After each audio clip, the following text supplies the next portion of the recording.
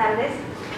Este día, 14 de mayo, Día por la Justicia para las Víctimas de Feminicidio, la Fiscalía General del Estado les da las gracias por estar en este espacio con nosotros. Le voy a ceder la palabra al Fiscal General del Estado, el maestro Federico Garza Herrera. Muy buenas tardes. La Fiscalía General del Estado de San Luis Potosí, a través del Instituto Universitario de Ciencias Penales y Forenses, en el marco del Día por la Justicia para las Víctimas de Feminicidio, ha organizado este panel de reflexión sobre este delito. Tema tan sensible en el que hemos procurado andar de la mano de las mujeres defensoras de los derechos de las mujeres. La integración de mesas de trabajo nos ha dado la pauta por las reflexiones y recomendaciones para la mejora en la atención de las víctimas indirectas del delito de feminicidio. Hoy, como lo he mencionado, nuestro instituto universitario ha organizado este panel de reflexión que a través de las panelistas abordarán el tema desde la perspectiva de cada una de ellas, y ello con el propósito de ampliar el conocimiento de nuestro personal. Por ello, nuestra gratitud a todas ellas, a la licenciada Liz Rapp San Martín, a la maestra Urenda Navarro Sánchez, a la licenciada Areli Torres Miranda, a la maestra Juana María Castillo Ortega, a la licenciada Rocío Hernández Molina, a la licenciada María Guadalupe Rodríguez Gómez, personalidades que habrán de ser presentadas por la moderadora de este panel, la doctora Gloria Cerrato Sánchez, a quien dejo en el uso de la palabra para que dé inicio. Por su atención, muchas gracias. Muchas gracias, maestro Federico Garza Herrera, Fiscal General del Estado.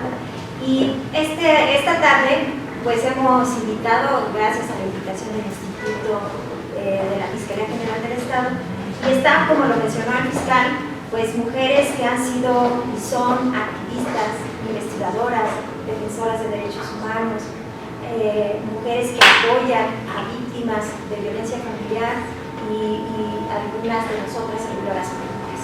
En este marco, en el Día por la Justicia para las Víctimas de Feminicidio, el Congreso del Estado, a petición de activistas, defensoras de derechos de las mujeres y también de víctimas indirectas, entre ellas la señora Esperanza Lucioto, que ha estado muy activa para que se promueva que este decreto se logre consolidar, y se decretó para que cada 14 de mayo las instituciones tengamos la obligación de organizar, de realizar foros, actividades para sensibilizar sobre esta problemática.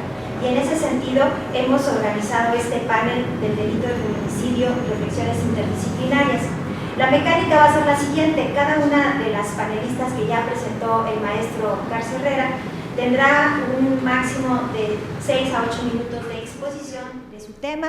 Posteriormente, una vez que se transcurra este periodo, seguimos con la siguiente panelista. Al final tendremos una última reflexión de cada una de ellas en un espacio de aproximadamente 1 minuto.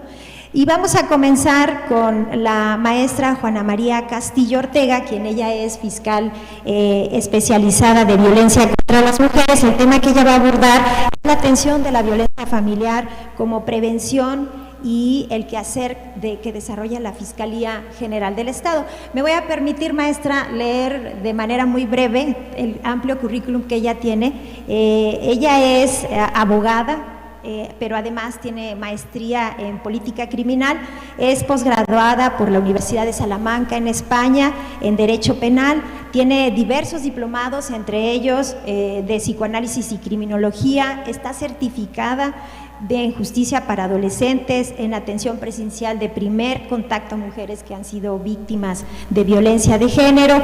También tiene diversos diplomados en materia académica en cuanto a argumentación jurídica, así como diversas especializaciones que ella ha hecho en el sistema penal acusatorio, es una experta en el tema, toda vez que ella está incluso certificada por el organismo para la implementación de la reforma penal en este tema, para poder impartir cursos y talleres. Ha sido juez en el Poder Judicial, juez de control de Tribunal de Enjuiciamiento, juez de primera instancia y juez de menores en diversos municipios del interior del estado. Tiene una amplia trayectoria la maestra Juana María Castillo y es un honor presentarla esta tarde en el panel.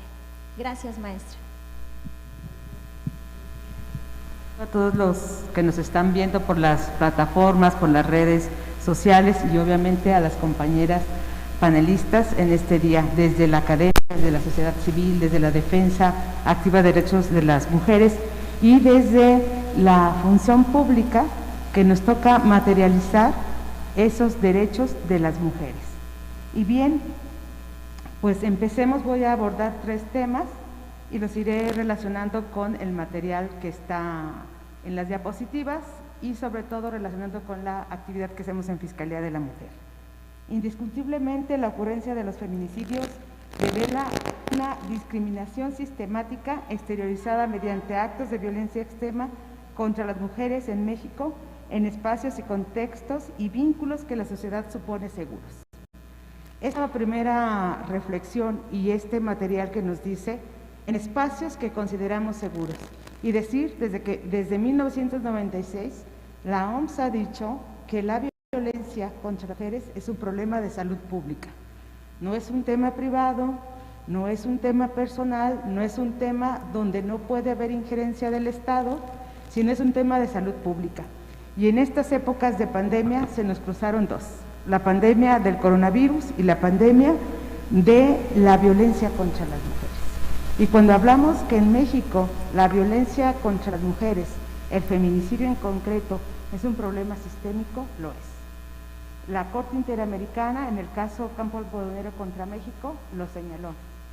Es un actuar sistémico del Estado. Se focalizó en Chihuahua, pero podría repetirse en el estado que ustedes gusten, incluido el potosino. Es un problema cultural, es un problema de desatención, es un problema de falta de debida diligencia en los casos que llegan a conocerse. ¿Qué pasa en México? 946 feminicidios en el año anterior, 2.795 homicidios dolosos de mujeres. Esa es la realidad, de 10 a 11 feminicidios a nivel nacional es lo que está aconteciendo.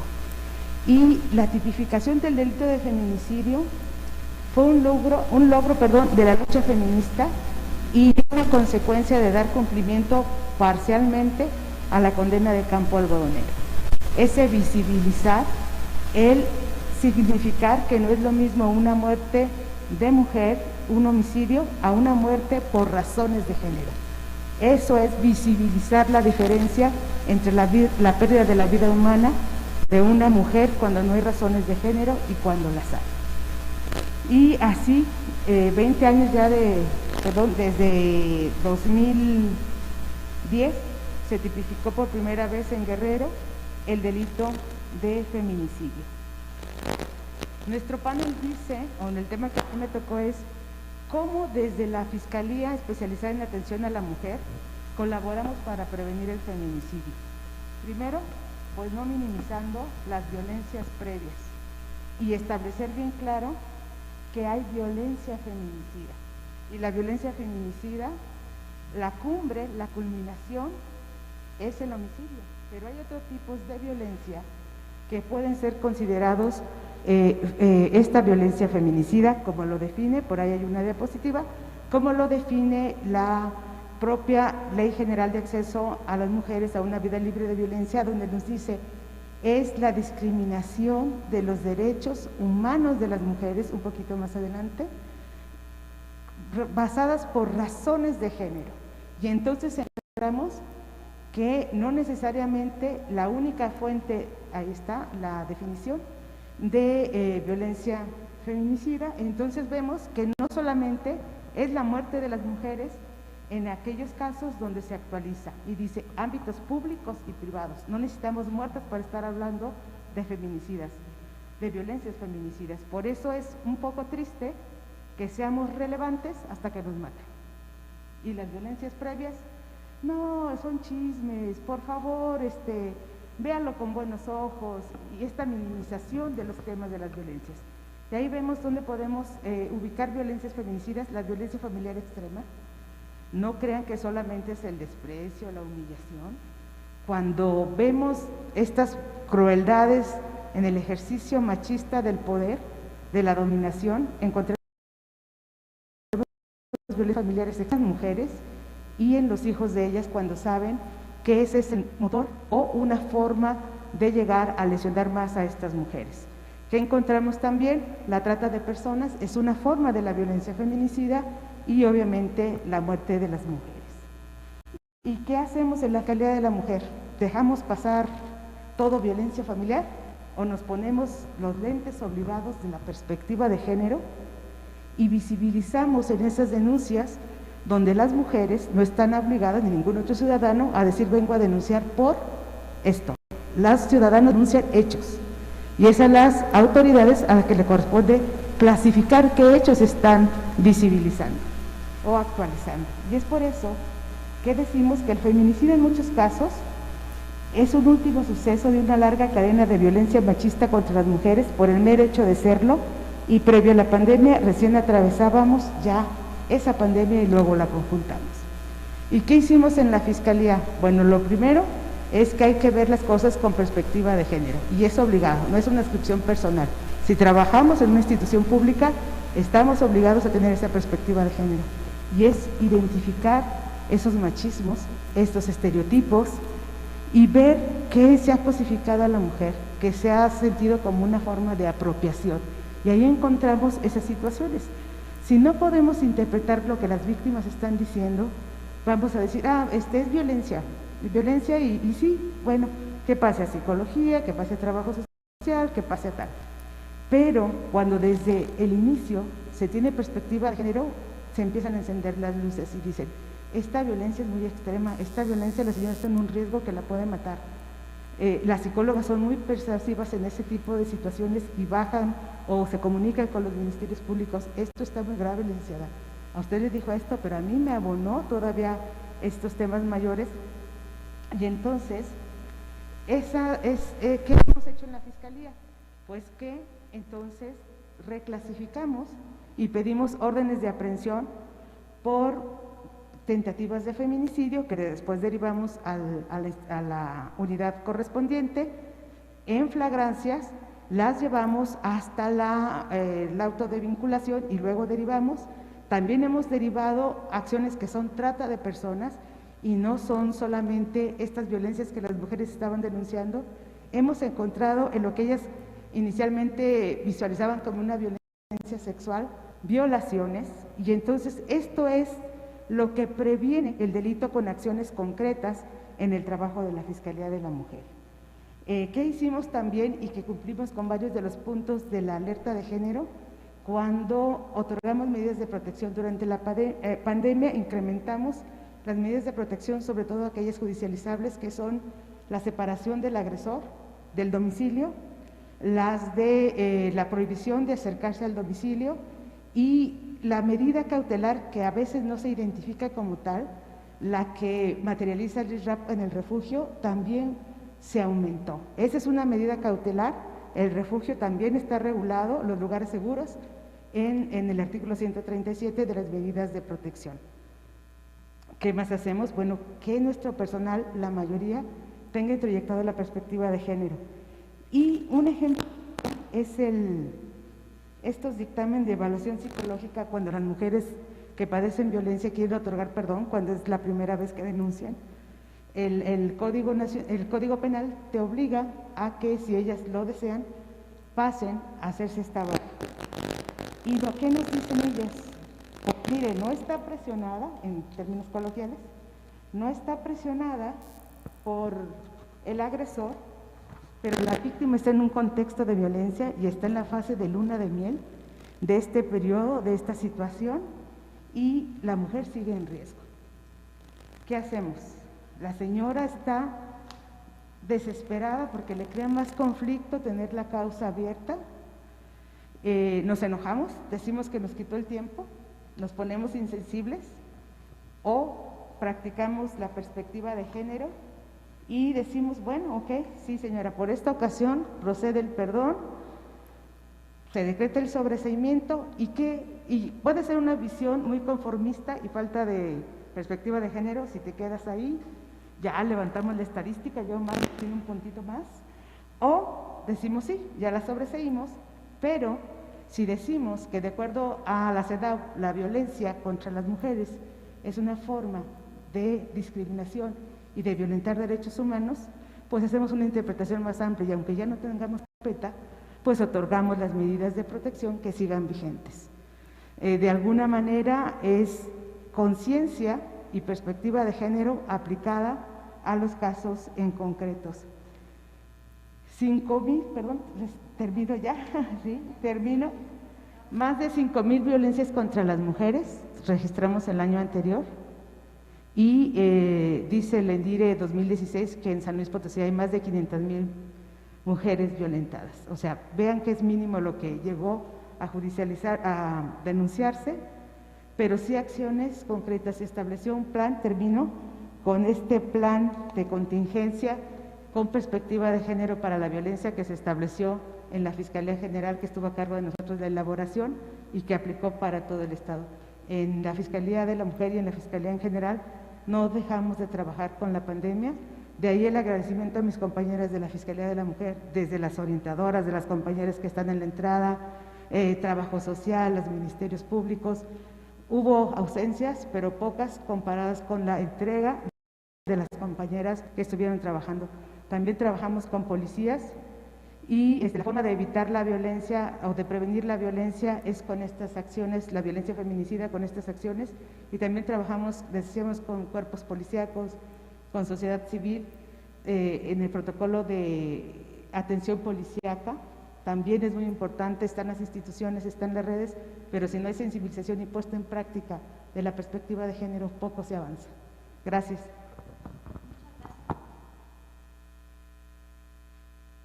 Por la exposición sobre las actividades y el trabajo que realiza la Fiscalía General del Estado, en la Fiscalía Especializada de la Mujer, y que son acciones, como ya lo comentó ella, en el sentido de prevenir la violencia extrema, que es la violencia feminicida.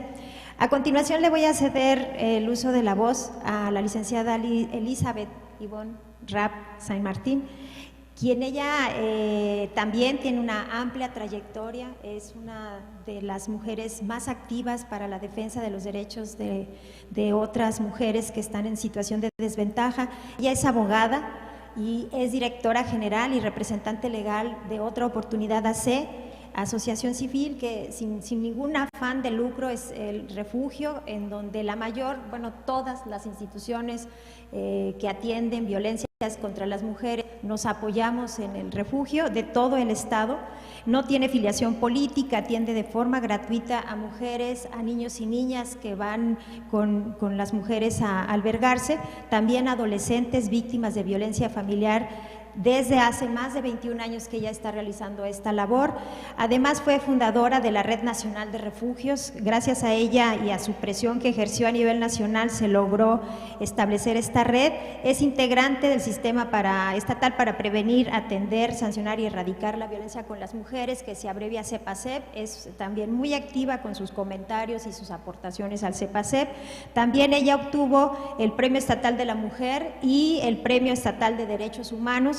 Actualmente es integrante del Consejo Ciudadano que formó la Fiscalía General del Estado y también integrante de la Asamblea de la Comisión Ejecutiva Estatal de Atención a Víctimas, además de ser integrante junto con otras dos de las compañeras que están aquí, Areli Torres y Urenda, de la Mesa Ciudadana de Seguimiento a la Alerta de Violencia de Género, y es integrante también del Comité Municipal de Participación Ciudadana para la Prevención de las Violencias, entre otras de las más actividades, cursos, diplomados, talleres que ella misma imparte, pero que además ha recibido.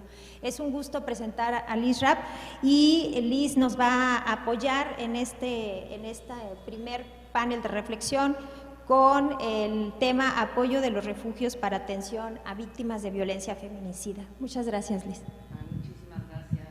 Me toca hablar el tema de refugios, un tema que viene luchando por fortalecerse, por profesionalizarse, que ha vivido la experiencia de diversos gobiernos, de diversas administraciones, con criterios, ideologías partidistas de toda índole.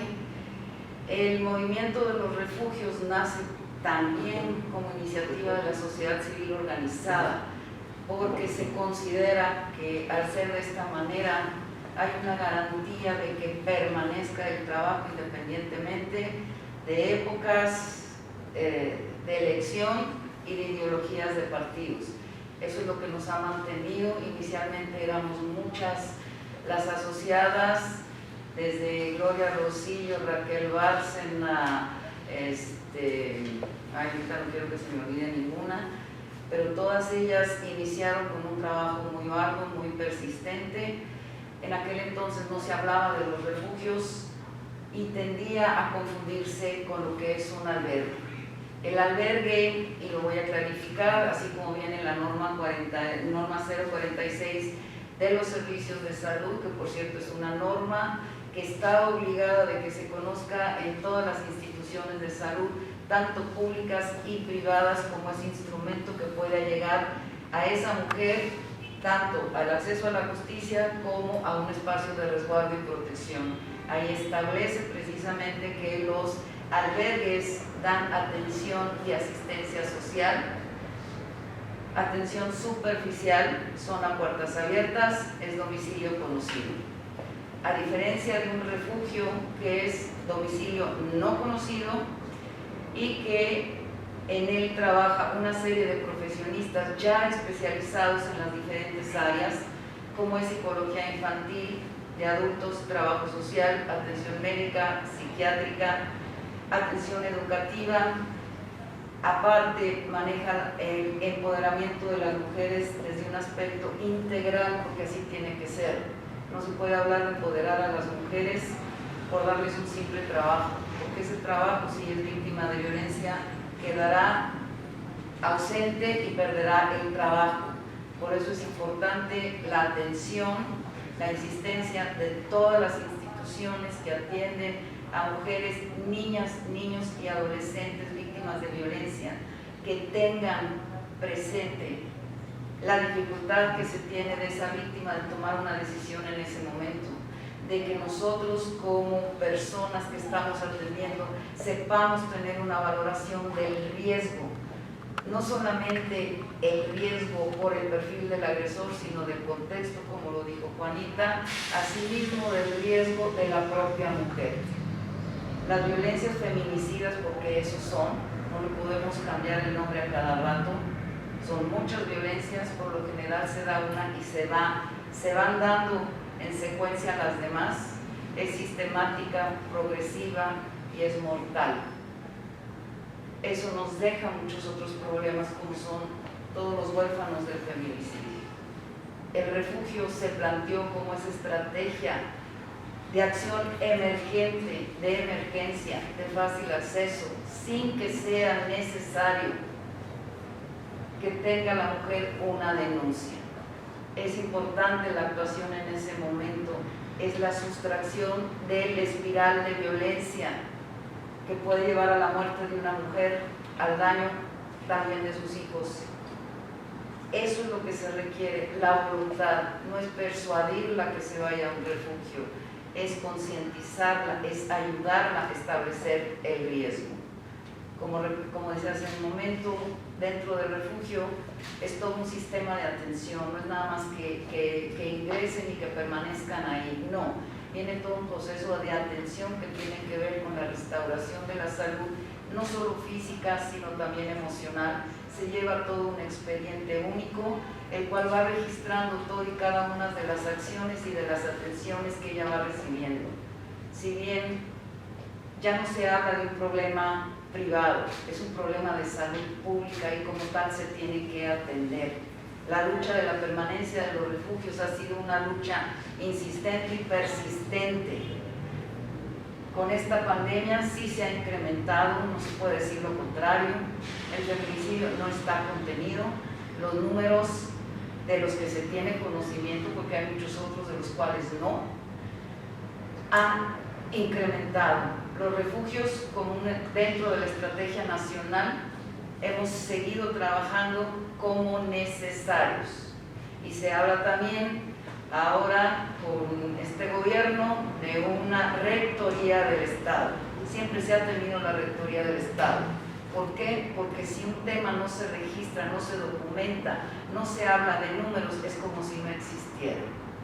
Tan es así que en muchas ocasiones los reportes de las violencias de las mujeres tienden a ser documentadas como faltas administrativas. Es importante que eso se detenga, es importante que a estos hechos lamentables, lacerantes, que destruyen, que causan la muerte de una mujer, que dañan a sus hijos, sean registrados con el nombre que les corresponde. Los refugios seguiremos trabajando precisamente como ese mecanismo que puede prevenir un feminicidio. La lucha para que se sostengan, se profesionalicen, es persistente y va a continuar, porque la idea es que se erradique la violencia, mientras de que el Estado no tenga esa respuesta pronta y expedita de proteger a la mujer que se atreve a denunciar, seguiremos existiendo como refugios, tomando en cuenta que nosotros estamos atendiendo solamente al 50, 60 o 70% de una problemática que tiene que ser atendido, y son las mujeres, niñas, niños víctimas. La otra parte queda sin esa atención para no estar repitiendo las mismas acciones. Los refugios nos conformamos en diversas redes y tenemos la capacidad de proteger a la mujer fuera del estado de origen para que ella tenga esa garantía de seguridad. Tanto los procesos legales van avanzando. Es muy importante distinguir cuando se habla, no es un albergue, es un refugio. Todos los servicios son gratuitos, operamos 365 días del año, las 24 horas. Nosotros no podemos detener, la violencia no se detiene, es continua, ni en pandemia y no pandemia.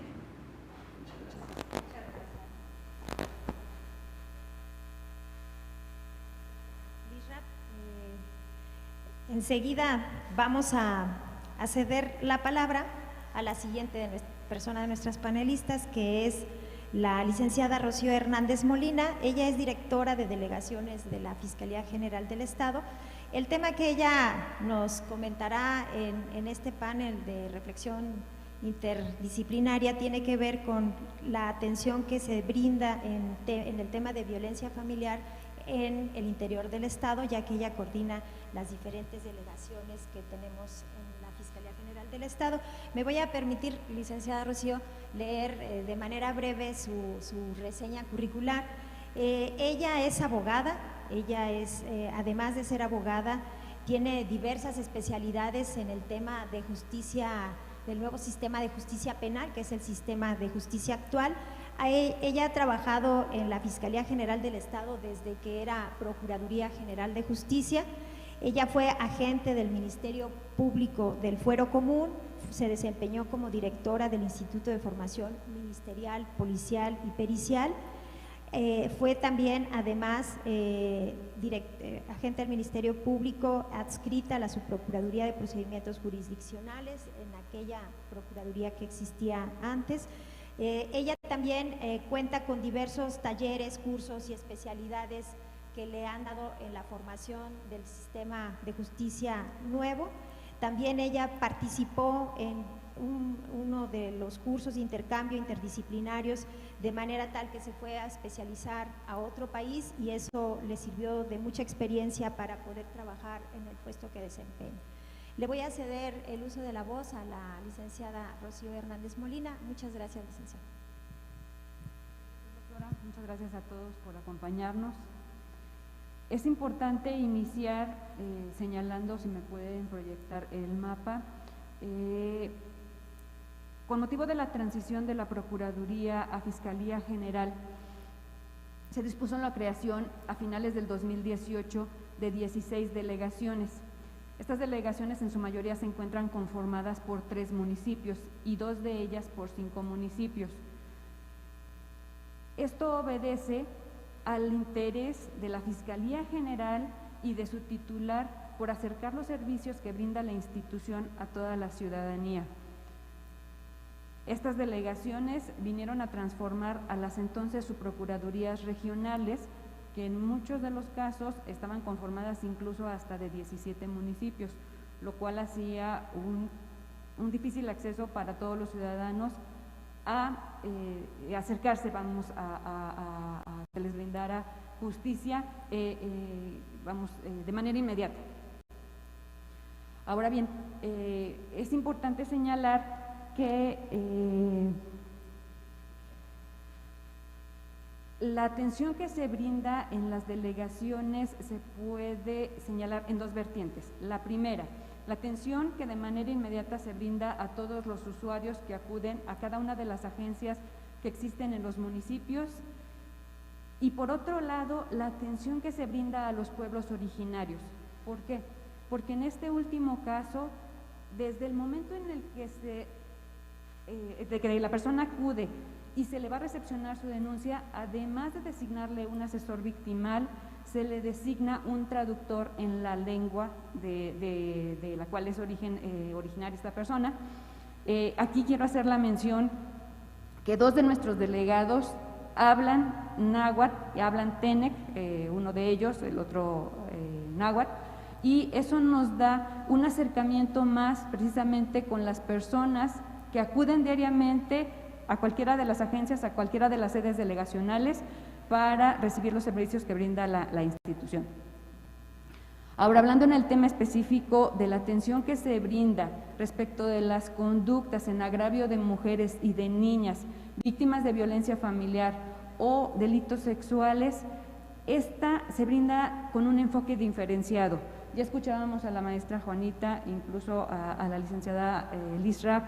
Existe la obligación, de acuerdo a las sentencias que ha emitido la Corte Interamericana de Derechos Humanos, para llevar a cabo investigaciones de manera diligente, de manera exhaustiva y sobre todo con perspectiva de género e incluyente. Entonces, es importante que todos como servidores públicos, en el caso en el que ahora nos desarrollamos como parte de la Fiscalía, desarrollemos y desempeñemos las investigaciones de esta manera. Es importante también, lo comentaba también la maestra Juanita, cuando se recibe a una persona víctima de violencia familiar o delitos sexuales, es muy importante medir el riesgo que representa el imputado para las víctimas, ya sea para las mujeres o para las niñas, y porque esto nos va a llevar a dictar algunas de las medidas que establece precisamente el artículo 137 del Código Nacional, incluso aquellas que requieren control judicial para ser ratificadas o bien modificadas. Otro de los puntos es importante mencionar que en el aspecto de muertes violentas de mujeres, aquí se maneja de manera inmediata, o se trabaja de manera inmediata, desde que se tiene el conocimiento de la noticia criminal, de manera coordinada con las áreas de servicios periciales y con la policía de investigación. Y siempre se aplica el protocolo de atención del delito de feminicidio. Ahorita en su momento la maestra Lupita nos va a exponer un poquito más respecto del contenido de este protocolo, pero es muy importante que nosotros tengamos ese acercamiento, la ciudadanía conozca que existen estas 16 delegaciones, que pueden acudir a cada una de ellas, si bien el hecho hubiera ocurrido en un municipio distinto, pueden acudir a alguna de las agencias y en su momento obviamente esa carpeta puede ser derivada a la instancia que corresponda, me refiero a la agencia o al municipio que corresponda. La instrucción es que se reciban todas las denuncias de las personas que llegan con nosotros, medir el riesgo y dictar las medidas de urgencia en ese momento y después, obviamente, ya hacer la derivación en caso de que procediera. ¿Sí? Muchas gracias. Más adelante tendremos otro minutito de reflexión para que nos haga otras aportaciones. En la siguiente persona panelista que está con nosotras en esta tarde, es la maestra Urenda Keletsu Navarro Sánchez. Ella nos va a apoyar con una presentación de su tema, que es el análisis estructural de la violencia feminicida, y yo me gustaría, maestra doctora Urenda, que me permita leer una sinopsis de su reseña curricular, también muy amplia. Es una mujer que ha apoyado mucho a otras mujeres, en estos momentos desempeña el apoyo a mujeres universitarias dentro de ese espacio en el que ella se desempeña. Ella es abogada, es licenciada en Derecho por la Facultad de Derecho de la Universidad Autónoma, tiene una maestría en Historia por el Colegio de San Luis, es doctorante en Humanidades por la Universidad Autónoma Metropolitana Campus Iztapalapa y doctora en Ciencias Penales y Política Criminal por el Instituto Nacional de Ciencias Penales de la Fiscalía General de la República.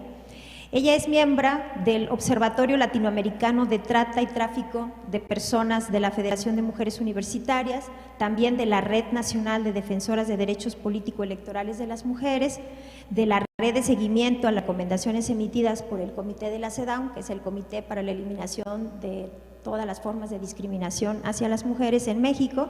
Fue integrante de la Subcomisión del Sistema Nacional para Prevenir, Atender, Sancionar y Erradicar la Violencia contra las Mujeres en Territorio Nacional de la Secretaría de Gobernación y forma parte, como lo mencioné hace un momentito, forma parte de la Mesa Ciudadana de Seguimiento a la Alerta de Violencia de Género que se emitió para San Luis Potosí el 21 de junio de 2019. Ha sido ganadora del primer lugar del Premio Nacional de Investigación y Estancia Académica del Instituto Belisario Domínguez del Senado de la República, entre otras muchas más reconocimientos que ella tiene. Es un gusto, maestra Urenda, que esté con nosotras en esta tarde y le cedo el uso de la voz. Gracias. Muchas gracias, Gloria. Un gusto saludar a mis colegas, amigas y agradecer la invitación del Fiscal General del Estado para participar en este panel después de un esfuerzo coaligado por la sociedad civil, por la academia y por diversas instituciones también de gobierno en impulsar un día tan importante como el de hoy, que implica llevar al campo de la reflexividad un ejercicio en materia de pensar cómo debería de abordarse desde un complejo mucho más amplio la diversidad de lo que implica la investigación en términos de feminicidio. A mí me parece por eso muy puntual decir que, si bien es cierto, las distintas agencias que comprenden o que forman parte, en su caso las fiscalías que forman la Fiscalía General del Estado, así como en otros estados, un parámetro internacional de funcionamiento. Y desde ese parámetro internacional también donde podemos percibir el conjunto de problemáticas que se advierten en la operacionalización de la investigación en materia de feminicidio. ¿Qué observamos en el ámbito de las y los operadores de la investigación, y no solo de la investigación, sino también de quienes se encargan de la administración de justicia? Que pese a el sinnúmero a veces de capacitaciones, no existe todavía una profundización en términos de ese componente formativo que les permite integrar la perspectiva de género. No quiero decir que esto sea algo generalizado, pero que sí es un problema y que me parece que es importante ponerlo sobre la mesa, porque independientemente de que existan protocolos para realizar la investigación en materia de feminicidio, si el personal habilitado no cuenta con los componentes formativos necesarios para incorporar la perspectiva de género en la investigación, difícilmente esta se va a traducir en una investigación sólida. Entonces, ¿cómo sí integrar esos componentes? Ahí es donde, desde el ámbito del derecho internacional de los derechos humanos, tanto el Comité CEDAW como la propia ONU formularon un protocolo de estándar internacional que nos permite justamente advertir cómo integrar esa perspectiva de género en la investigación. Y es desde ese horizonte desde donde se vislumbran las problemáticas, por ejemplo, ¿como cuáles? Las formas tradicionales de levantar métodos o de aplicar la recolección de datos de prueba que no son, digamos, aplicables para los casos en los que están relacionadas las muertes violentas de mujeres, o incluso también en los que estamos frente al resto de conductas conexas de violencia que pueden ser traducidas en diversas formas de violencia de género. Se estaba apuntando que precisamente estas problemáticas desde ese horizonte de los estándares internacionales, ¿qué son los estándares internacionales? Son estos parámetros de actuación que se han fijado en el derecho internacional de los derechos humanos, particularmente los que tienen relación con los derechos humanos de las mujeres y la garantía de los estados a una vida libre de violencia. Por ello manifestaba que entre las problemáticas, ya enunciaba una de ellas, la falta todavía de capacidades institucionales para integrar la perspectiva de género, que eviten que las y los funcionarios, tanto que realizan tareas de investigación como que realizan actividades de atención integral, así como de administración de justicia, requieren integrar y dejar de lado los prejuicios o estereotipos que pudieran estar incidiendo en su actividad como operadores del derecho. La segunda lo manifestaba también, detectamos las problemáticas para poder instrumentar otra serie de elementos, otra serie de metodologías e incluso también la búsqueda de diferentes formas de recolectar y practicar para obtener datos de prueba que permitan realmente identificar a las víctimas, a los responsables, o que incluso también nos permitan dar cuenta del continuum de violencia, es decir, de esa violencia que es conexa, porque como lo manifestaba la licenciada Juana María Castillo, muchas de las ocasiones, en los casos de los feminicidios íntimos, que el perpetrador es una persona que tiene un vínculo sexoafectivo con la víctima, existe un historial de violencia cuya conexidad trae por resultado la muerte violenta. Los casos, por ejemplo, de los delitos sexuales cuya realización es oculta y no podemos recurrir, por ejemplo, a datos o medios probatorios tradicionales como las testimoniales por la propia condición de realización oculta. Eso hace que la integración con perspectiva de género nos obligue necesariamente a tener que innovar en los mecanismos de recolección de datos y en otro tipo de medios probatorios, entiéndase, por ejemplo, peritajes antropológicos, peritajes criminológicos, peritajes que puedan advertir las condiciones, por ejemplo, sociológicas, y el desplazamiento de peritajes tradicionales, los psicológicos forenses, que la propia Corte Interamericana ha estimado, y la Corte, en el caso mexicano, en el caso de Mariana Lima, ha estimado que son en muchos de los casos revictimizantes, al no poder nombrar esa conexidad o ese continuum de violencias que una víctima puede padecer. Entonces esos estándares nos han permitido ver esa problemática, pero también nos apuntalan hacia dónde tenemos que transitar dentro del horizonte de la investigación. Lo primero que tendríamos que apuntar en materia de feminicidio es que toda muerte violenta, ese es un estándar internacional, toda muerte violenta, lo decía la licenciada Rocío, tiene que ser investigada como feminicidio. Y aquí quiero apuntar por qué sí es importante hacerlo. Porque muchas de las ocasiones, ante el contexto generalizado de violencia en el que nos encontramos y en donde han emergido otros actores perpetradores de esa violencia, que ya no son los tradicionales, es decir, la pareja en la que se tiene un vínculo sexoafectivo, sino en donde incluso está involucrado el crimen organizado, pues pareciera que al ser cometido por el crimen organizado, esa muerte violenta no tiene que ser investigada como feminicidio, y el Código Penal no refiere nada de eso, ¿no? Y sin embargo vemos que se investiga o se deja la investigación por otro lado. Entonces, estamos más bien ante un fenómeno en donde en el crimen organizado se reproducen esas pautas, esas actitudes y esos programas de violencia, digámoslo, y la espectacularización de la violencia hacia las mujeres generada precisamente por estas nuevas formas de violencia, que eso también ha dado cuenta la Corte Interamericana, ¿no? ¿Cuáles son esas nuevas formas de violencia que están inscritas en los cuerpos de las mujeres? La tortura sexual, por ejemplo, como un componente importante, son nuevas formas de esa violencia. También el ejercicio de una sexualidad masculina cada vez mucho más ligada al alto consumo de la pornografía de violencia, por ejemplo, a las violaciones multitudinarias, en donde hemos visto la presencia también de un mercado de consumo de cuerpos que fragmenta también a los cuerpos de las mujeres. Entonces, cuando nosotros insistimos, cuando la sociedad civil y la academia insiste en que se incorpore la perspectiva de género, estamos insistiendo justamente en que se mire ese fenómeno, en que se mire esa problemática desde una multiplicidad de aristas. Y esas aristas nos llevan, como lo ha establecido el Protocolo Latinoamericano para la Investigación de Feminicidio, a tener que incluir a las víctimas, por ejemplo, indirectas en la participación de la investigación, porque son quienes pueden dar o brindar datos importantes. Hace un momento que mencionaba sobre lo difícil que puede ser anclar una investigación en un peritaje psicológico forense que no alcance a recuperar la trayectoria de la historia de violencia de una persona, sino que se centre únicamente en la condición específica individual, es decir, no da cuenta del contexto de violencia. Requerimos, en los casos de violencia feminicida, conocer el contexto de violencia para saber hacia dónde orientar la investigación. Eso implica innovar en todos los casos y profesionalizar también. De ahí que es urgente que las instancias encargadas de la investigación del feminicidio, lo apuntaba al principio, sean especializadas, y seré muy enfática en eso. No cualquiera puede hacer investigación si no tiene una formación en la materia, porque lo que termina ocurriendo es que se hace una investigación o una integración de una carpeta de investigación deficiente, no reúne los elementos necesarios para que se esté investigando con perspectiva de género, y la consecuencia de eso es que en muchos de los casos, cuando se intenta la judicialización, esta no prospere, de aplicar evaluación de riesgo.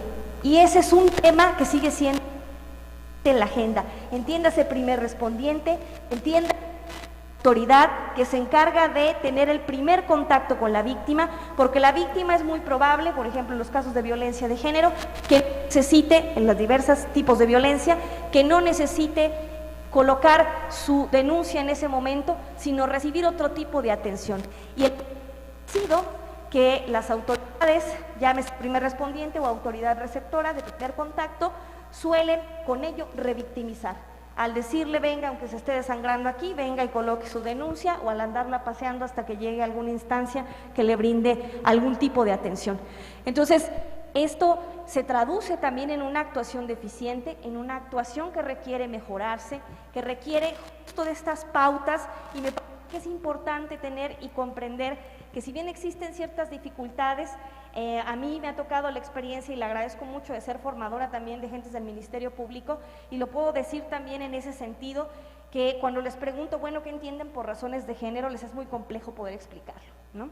Y entonces, esas complejidades de entender qué son las razones de género terminan incidiendo en la integración de una investigación. Y estoy hablando nada más de los fiscales, pero a ello tendría que subir, digamos, a la palestra de la discusión, a la policía de investigación, tendría que subir también a los servicios periciales encargados de recolectar los datos de prueba, y eso, al final, tiene un resultado, que es la deficiente integración de carpetas de investigación y su posible judicialización.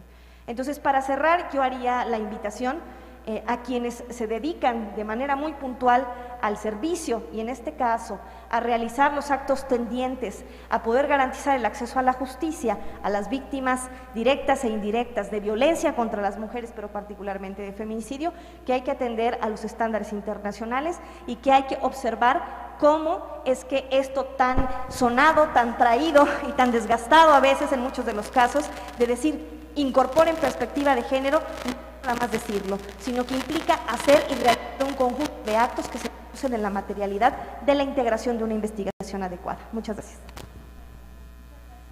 Doctora Urenda, a continuación le voy a pedir a la activista, comunicóloga Raquel Arely Torres Miranda, su nombre completo, que lo que la conocemos luego Arely Torres. Bueno, Arely Torres es activista, es comunicóloga, defensora de los derechos humanos, es una influencer a nivel nacional muy importante, y entre otras cosas, Arely, me voy a permitir leer una breve reseña de las actividades que ella ha hecho de formación y además de trabajo continuo en la defensa de los derechos humanos de las mujeres.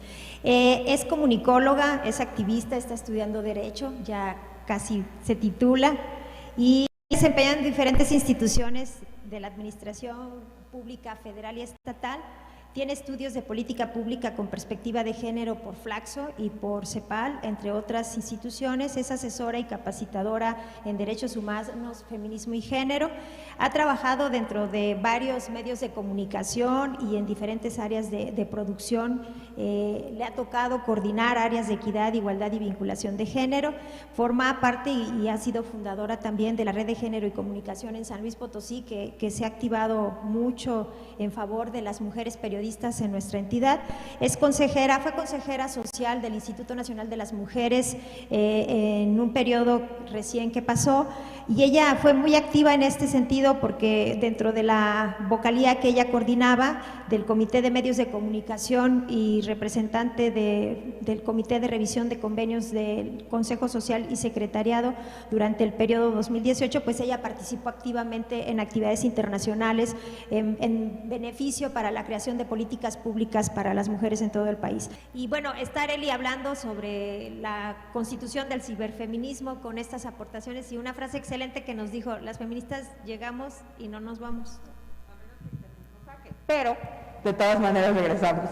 Y bueno, así como hemos ido avanzando en la lucha de nuestros derechos en las calles, en las tribunas, en las instituciones, pues lo hemos estado haciendo también en estos espacios cibernéticos, que a final de cuentas se ha convertido en una gran herramienta de encuentro, de coincidencias, de conocimientos, ¿no? Platicábamos mucho con mis compañeras de la mesa que, bueno, pues ya no somos unas jovencitas, ¿verdad? Pero cómo ahorita las mujeres jóvenes feministas tienen en estas redes sociales todo un potencial de organización, de información, lo que a lo mejor antes era un conocimiento que no podíamos acceder. Ahorita le comentaba de este protocolo, hay un intento más por profesionalizarlo, y entonces se están haciendo estas reuniones virtuales que a lo mejor hace años hubiera sido imposible sentarnos con compañeras de otros países, de otros estados, de otros pensamientos donde podamos coincidir, ¿no?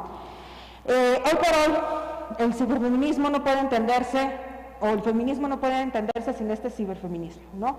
Creo que es un espacio que es indispensable y que nos ayuda a cuestionarnos esa normalidad que durante mucho tiempo vivimos y que a lo mejor, no sé si les pasa a ustedes, que de repente vemos algo en línea y decimos: ¡ay, a mí también me pasó!, ¿no? Y que antes no lo platicábamos con nadie y ahorita lo compartimos, ¿no? Digo, yo siempre he dicho que soy tuitera de tiempo completo y todo en mi pecho no es bodega y todo lo saco, pero también esos puntos nos ayudan a identificarnos, nos ayudan a encontrarnos con otras mujeres, nos ayudan a acompañarnos, ¿no? El tema de hacktivismo, la que sigue por fin, es como una mezcla entre el hacking y el activismo feminista, ¿no? Es este proceso que hemos ido aprendiendo también nosotras de conquistar esos espacios, promoviendo la libertad de la información como un derecho y como este acceso a los derechos humanos a través de esta información, ¿no? Irene Soria, que es una mujer mexicana maravillosa en el tema de ciberfeminismo, nos lo dice muy claro, ¿no? A lo mejor se puede concebir como este hackeo clandestino y tal, pero no, se utiliza para los avances, para esta información que durante mucho tiempo estuvo ahí. Vemos que están rodando libros que la verdad, la neta, ni los encuentras, ¿no? Y cómo ahí los podemos estar teniendo, cómo estas informaciones, cómo las conferencias se quedan, cómo estos tesoros que se quedaron ahí durante mucho tiempo. La que sigue, por fin. Y buscamos sobre todo descifrar estos códigos del lenguaje de programación del Internet, para que las mujeres nos podamos sentir mejor representadas, para que podamos seguir encontrándonos en esos espacios y en estas diferentes plataformas. La que sigue, por favor. Y luego por eso nos dicen, pues bueno, que somos las señoras de Internet. Y también se vale, porque justo esto, esta nueva normalidad también nos llevó a quienes a lo mejor por esta brecha generacional no tenían tanto acercamiento, encontraron ahí donde estos espacios también de cuidado, de acompañamiento y de protección de las mujeres, ¿no? También, bueno, el ciberfeminismo nos sirve para ir tumbando el patriarcado, como nosotros lo decimos, porque vamos construyendo estas bases sólidas a través de esta resistencia dentro de los espacios públicos y privados que nos acerca poder decidir como individuas, como colectivas, como mujeres, como mamás, como hermanas, como trabajadoras, qué parte o de dónde, hacia dónde caminamos, ¿no? Y se ha vuelto un espacio político público y transformador, que nos facilita reclamar, construir, expresar quiénes somos. Y eso, sin duda alguna, es el gran poder que tenemos desde las redes sociales para convocarnos, para compartirnos y para acompañarnos. Muchas gracias.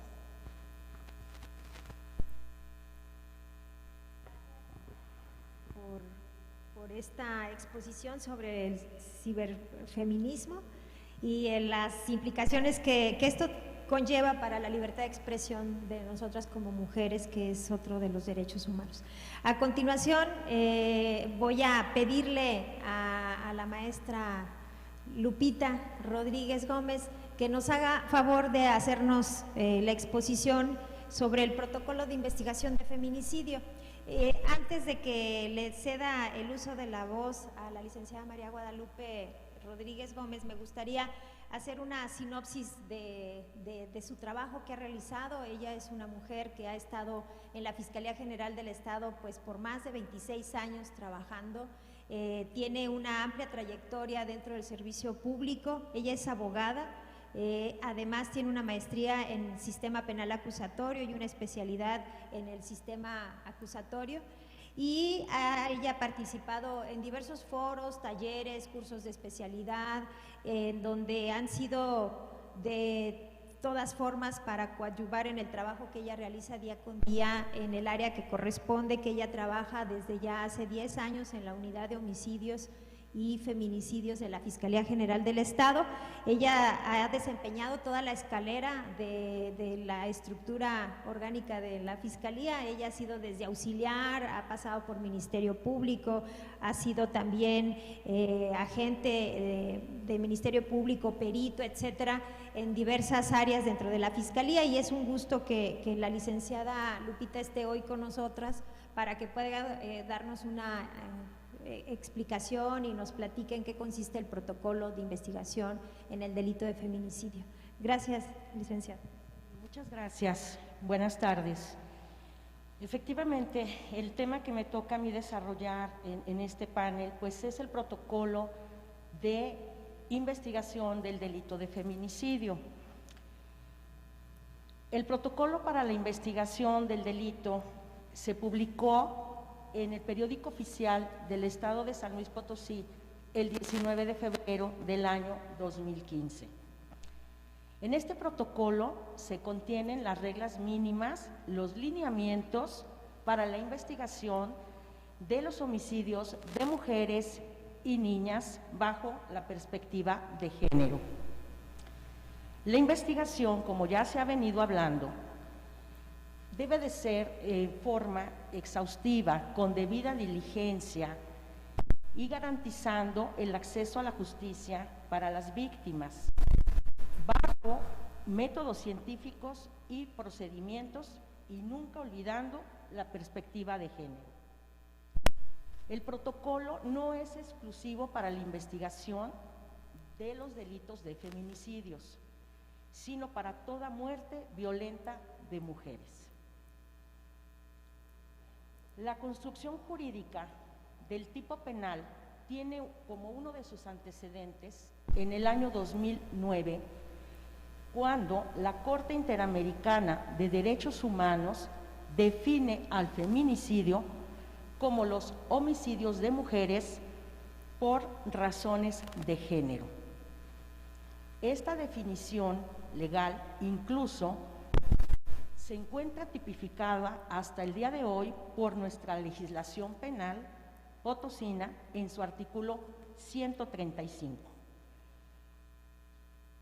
Nosotros nos preguntamos, ¿qué son las razones de género? Son las manifestaciones de discriminación, de odio, de animadversión hacia las mujeres,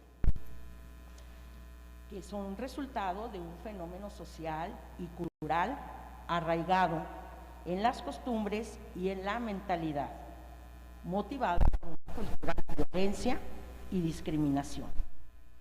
En nuestro artículo 55 del Código Penal del Estado de San Luis Potosí, tenemos 7 razones de género. La primera de ellas es cuando exista o haya existido una relación de parentesco, afecto, docente o laboral, o cualquier otra que implique amistad, confianza, subordinación o superioridad entre la víctima y el agresor. Una segunda razón de género lo es que existan en la víctima signos de violencia sexual en cualquier tipo. Otra razón más de género, se haya infligido a la víctima lesiones o mutilaciones infamantes o degradantes previas o posteriores a la privación de la vida, o actos de necrofilia o que generen sufrimiento.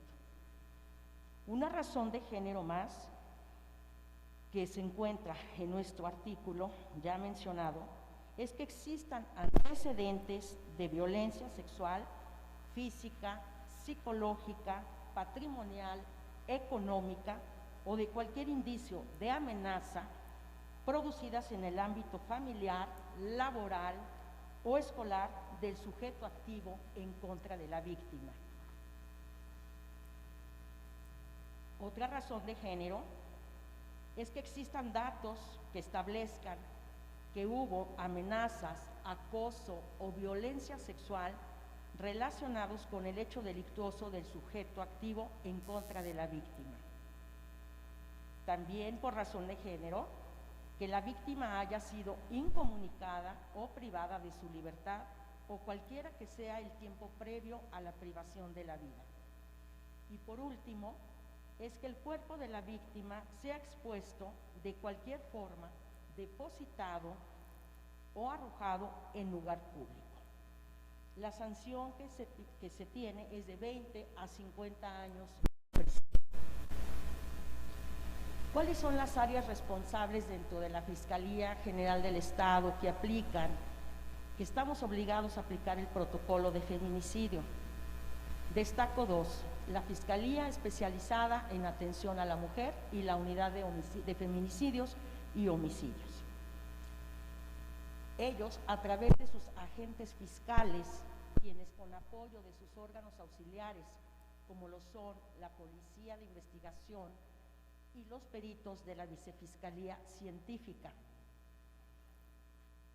Las diligencias de investigación que se llevan a cabo una vez que se tiene la noticia criminal, que hay el comunicado en el que reportan el hallazgo del cuerpo sin vida de una persona del sexo femenino, es iniciar una carpeta de investigación en donde se ordenarán todos los actos de investigación para peritos y policías, quienes se trasladarán al lugar del hallazgo y de forma exhaustiva y minuciosa recabarán todos los indicios asociativos al hecho y que abonen en un momento dado para el esclarecimiento del mismo. Practicarán el levantamiento de cadáver, en el cual tendrán que mencionar la posición del mismo, las características físicas, la vestimenta, las lesiones que presente al exterior, la anatomía corporal. Posteriormente, trasladarán el cuerpo al servicio médico legista, en donde los peritos en la materia, químicos, en fotografía, en dactiloscopía, recabarán muestras de orina, de sangre, de cabellos, lavado de lechos unguiales, practicarán el reconocimiento proctológico, ginecológico y todos aquellos pruebas que nos van a llevar al esclarecimiento del hecho.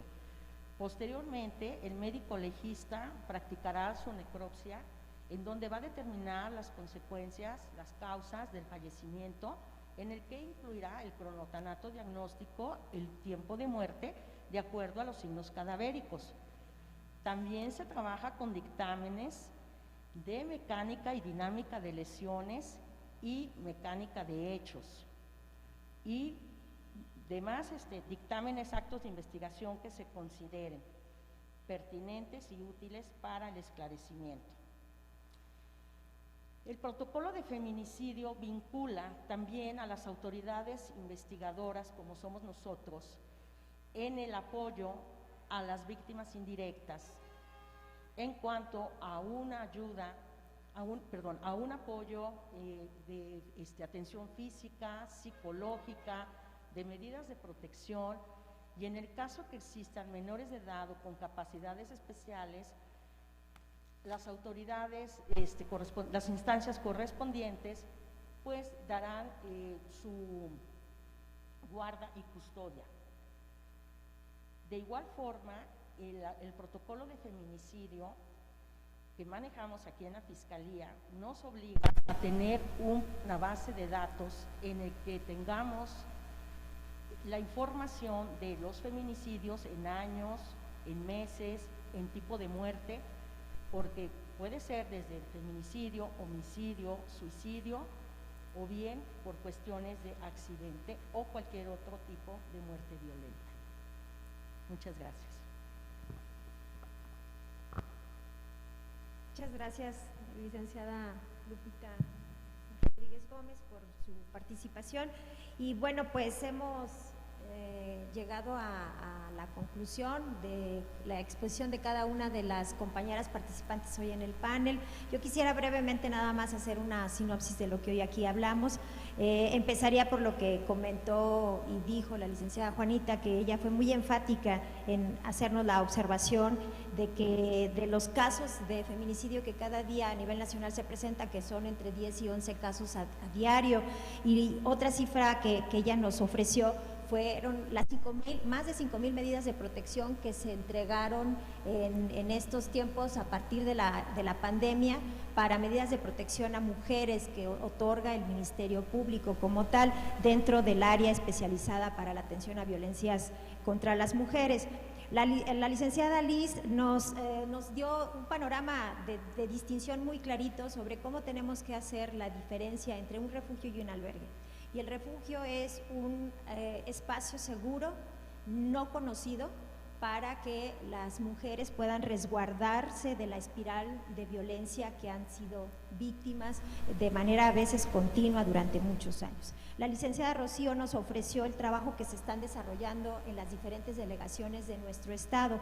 En estas delegaciones de la Fiscalía General, ella mencionó el trabajo que se tiene que desarrollar y se desarrolla en las diferentes delegaciones, y un dato que nos aportó fueron las personas que también tienen conocimientos en las lenguas originarias de la zona, dar atención lo más eficaz posible a quienes lo requieren.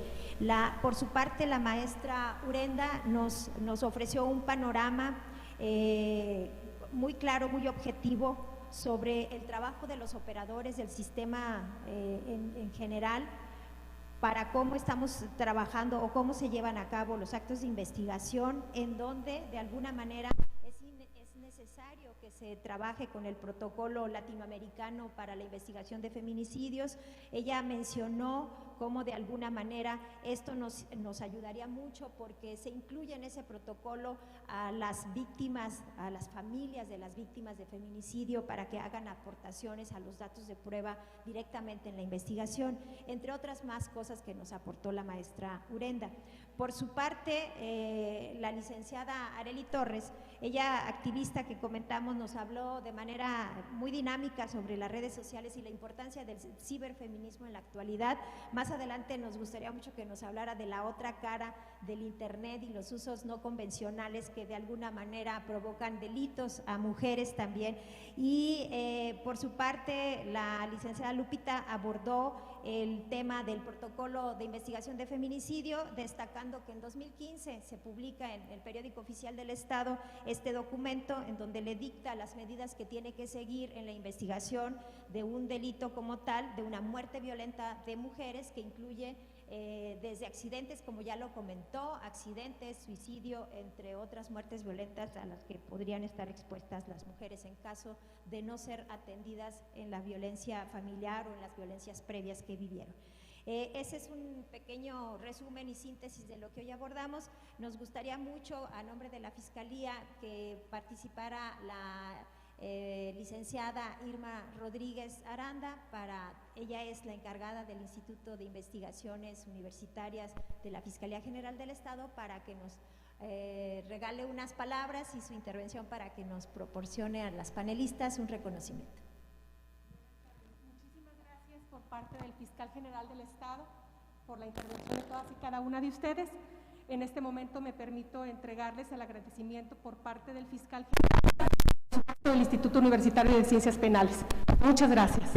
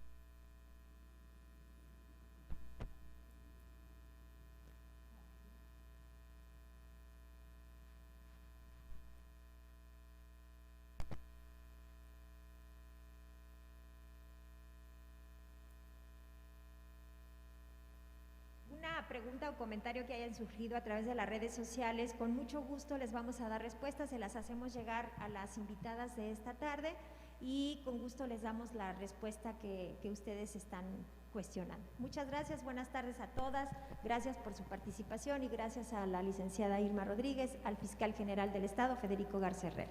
Muy buenas tardes a todas.